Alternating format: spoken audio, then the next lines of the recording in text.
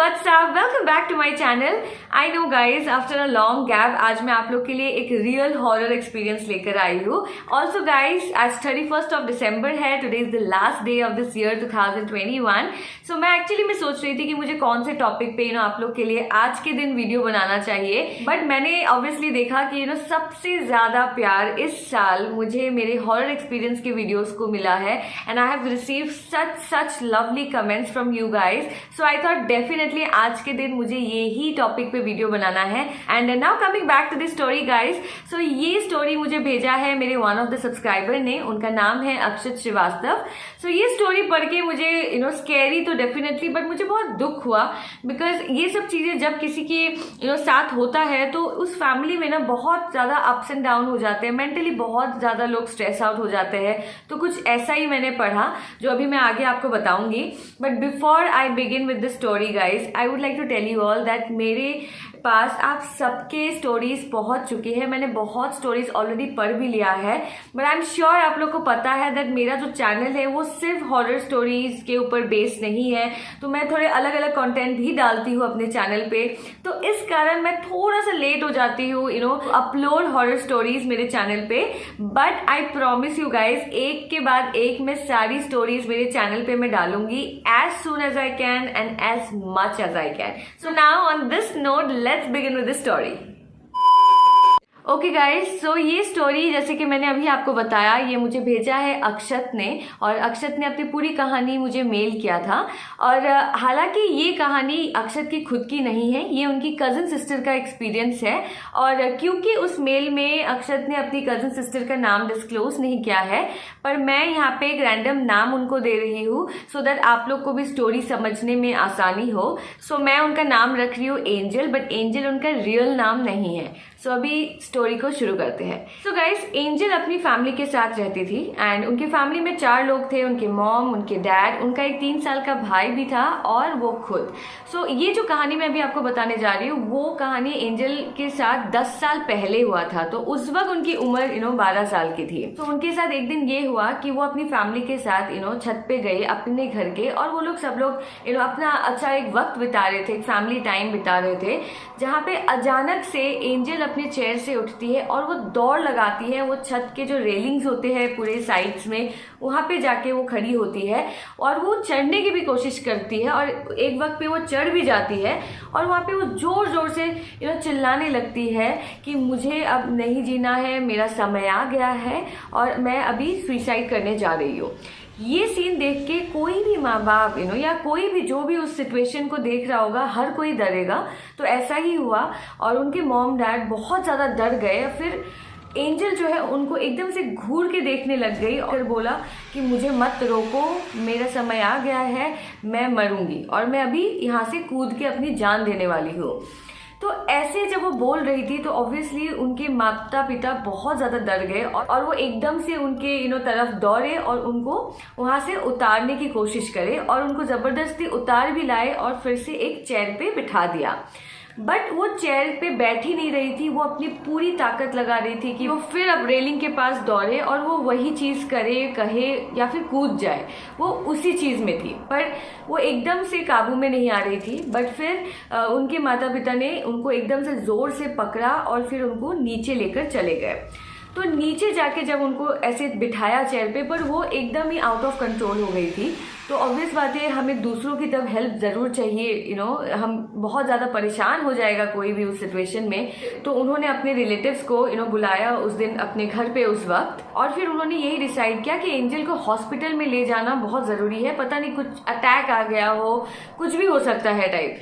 तो वो लोग उनको लेकर हॉस्पिटल पहुंच गए. हॉस्पिटल में भी लोगों को समझ में नहीं आ रहा था कि ऐसा वो क्यों कर रही है. तो कुछ भी समझ में नहीं आ रहा था किसी को भी. वहां पे साइकोलॉजिस्ट जो डॉक्टर थे वो भी थे, तो उनको भी दिखाया गया. एक अलग से उनकी भी ट्रीटमेंट चल रही थी पर कुछ भी नहीं हो रहा था. और देखते देखते 1 से 1.5 महीना हो गया था बट कोई कुछ भी रिकवर नहीं हो रही थी वो. और साथ में उसका अलग से एक साइकेट्रिक ट्रीटमेंट भी चल रहा था जिनके हैवी मेडिसिन की वजह से एंजल बहुत हद तक हर वक्त ही बहुत नींद में रहती थी और इस वजह से वो थोड़ी काम होती थी. पर जब उनका दवाई का असर उनसे चला जाता था था वो फिर से वही शुरू हो जाता था कि उनको मरना है, उनका समय आ गया है, वो जिंदा नहीं बचेगी, ये सब। तो ये सब चलते चलते 1-1.5 महीना, जैसे कि मैंने अभी बताया आपको कि ऐसा टाइम जा रहा था, पर रिकवर एंजल एकदम ही नहीं हो रही थी। तो उस वक्त किसी ने एंजल के पेरेंट्स को बोला कि एक बहुत ही एक ज्ञानी एक बाबा है, आप वहाँ पे जाके भी आप दिखाए, क्योंकि ऑब्वियसली जिस तरीके का वो हरकत कर रही थी वो लोगों को लग रहा था कि कुछ अलग स्पिरिट जो होते हैं, पोजेस्ड होना, ये सब में भी हो सकता है, क्योंकि ऐसा वो हरकत कभी नहीं कर सकती है। मतलब एक तो वो डेफिनेटली बच्ची है, दूसरा था कि उसको कोई ऐसा मेंटल स्ट्रेस नहीं था, वो पढ़ाई में काफ़ी अच्छी थी। एक बच्चा ऐसा कुछ बोल रहा था तो वो और भी विश्वास नहीं हो रहा था।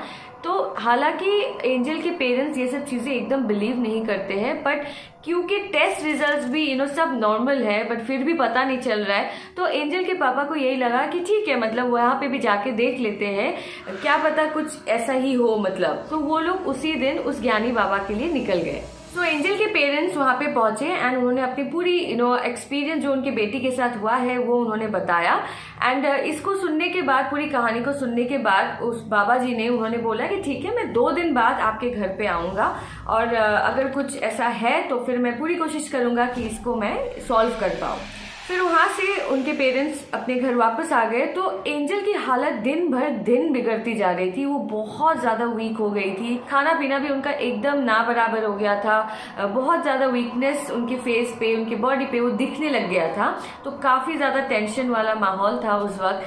फिर 2 दिन बाद वो बाबा जी आए और उन्होंने देखते ही उनको समझ में आ गया था कि एंजल के शरीर पे कोई आत्मा है अंदर, मतलब वो पोजेस्ड हो गई है, ऐसा उनको देखते ही पता चल गया था।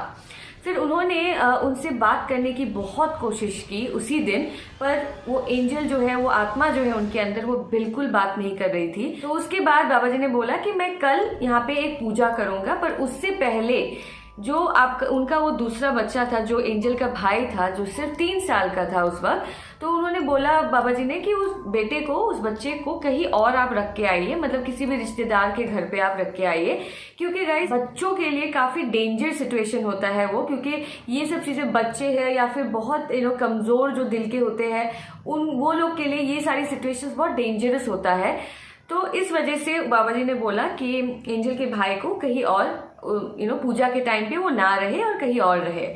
सो अगले दिन बाबा जी आए और उन्होंने पूजा अपना शुरू कर दिया, और बाबा जी के कहने पे उनके जो भाई हैं, छोटे भाई हैं एंजल के, उनको एक रिश्तेदार के घर पे उस वक्त के लिए छोड़ दिया गया था। फिर पूजा शुरू हुई, घंटों घंटों भर बाबा जी ने पूरी कोशिश की कि एंजल से, उस आत्मा जो अंदर है, उनसे बात करे, पर वो बिल्कुल नहीं बात कर पा रही थी। पर काफ़ी कोशिशों के बाद उस आत्मा ने बाबा जी से अपनी पूरी रीज़न बताया कि वो एक्चुअली एंजल के शरीर पे क्यों आई। तो उन्होंने ये बताया कि पीपल का एक पेड़ है वहाँ पे, और उसके नीचे वो आत्मा जो है वहाँ पे वो बैठा हुआ था, और एंजल वहाँ पे किसी कारण आए वहाँ पे और उसके ऊपर पैर रख दिया, और इसी बात से जो आत्मा है उनको बहुत ज़्यादा गुस्सा आया और उन्होंने सोचा कि मैं अब इसको मार ही दूंगा। तो एक्चुअली यही हुआ था कि एंजल एक्चुअली अपने पेरेंट्स के साथ ही पिकनिक पे गए थे, और वो काफ़ी लेट हो गया था, करीब 8 बज गए थे। और ऑब्वियसली एंजल एक बच्ची है उस वक्त, 12 साल की उम्र की थी, वो खेलते खेलते उस जगह पहुंच गई होगी और उन्होंने ना जानते हुए वहाँ पे स्टेप कर दिया, क्योंकि ऑब्वियसली उनको कुछ दिख नहीं रहा था। तो ये सुनने के बाद बाबा जी ने उनको बहुत ज़्यादा प्यार से समझाया, क्योंकि अगर वो वायलेंटली पेश आते तो ऑब्वियसली वो गुस्सा ऑलरेडी था, वो आत्मा वो बहुत ज़्यादा वो उस चीज़ से नाराज़ था और कि वो मार देना चाहता है एंजल को। तो इस वजह से बाबा जी ने बहुत ही प्यार से उसको समझाया कि वो एक छोटी बच्ची है, जाने दो, ऐसा मत करो। पर वो रुक ही नहीं रहा था, वो बस यही बोल रहा था कि कुछ भी कर लो, तुम लोग मेरा कुछ भी नहीं कर पाओगे, क्योंकि मैं इसको मार ही दूंगा, कि मेरे ऊपर उन्होंने अपना पैर रख दिया है, अब मैं इसे नहीं जिंदा छोड़ूंगा, बट मैं दूसरों के साथ मैं कुछ नहीं करूंगा, बट मैं इसको जरूर मारूंगा।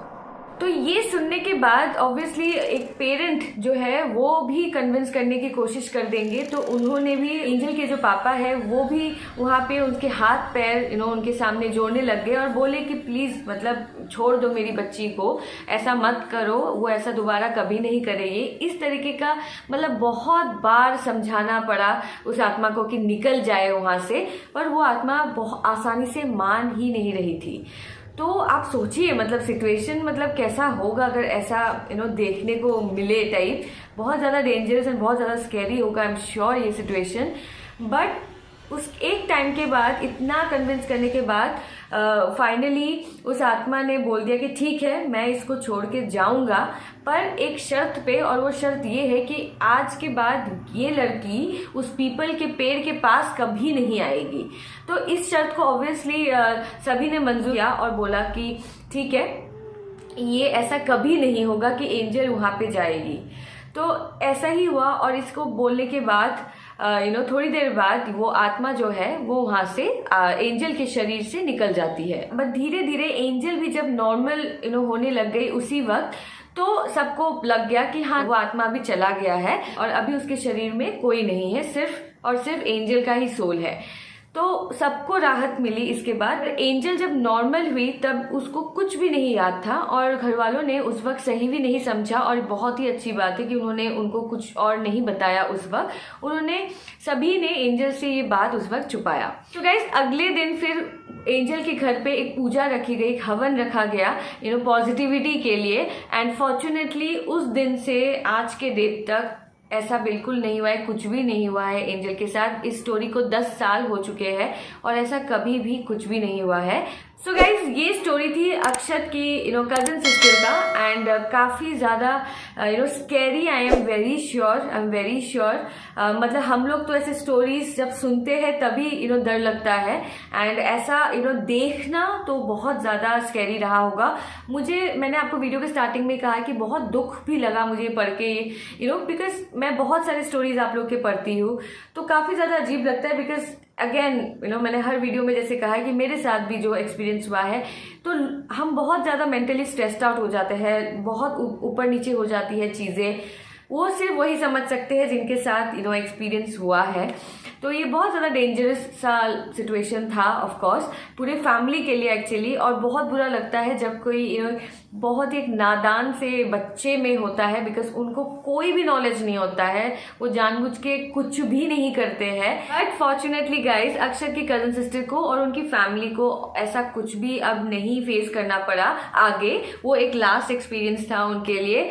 So thank God and I really wish all the best for her future. I hope she never gets to face any kind of situation ever in life. I hope कि आप किसी को भी ऐसी सिचुएशन कभी ना फेस करना पड़े।